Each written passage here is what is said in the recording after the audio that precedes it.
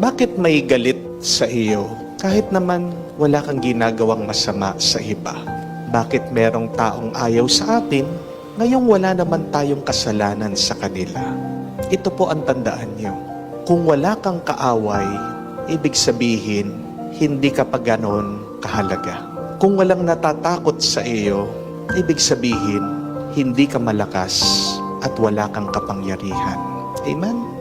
Kung hindi ka pinagchichismisan ng iba, ibig sabihin, hindi ka bukod tangi. Kung pinagchichismisan ka, ang ibig sabihin, gwapo ka at maganda ka kaysa sa kanila. Kung may nagbabato sa iyo, ibig sabihin, mabunga ang buhay mo. Kung may nagsasamantala sa iyo, ibig sabihin, may kayamanan ka. Kung may nagbababa sa iyo, ibig sabihin, umaangat ka sa buhay.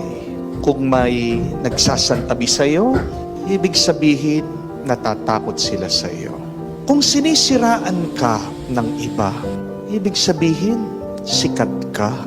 Kung minamaliit ka ng iba, ibig sabihin, nasasapawan mo sila. Hindi ka sisiraan ng isang tao kung sira ka na. Sinisiraan ka ng iba dahil Thank you. may Na-explain ko naman mabuti na sa kang ginagawa.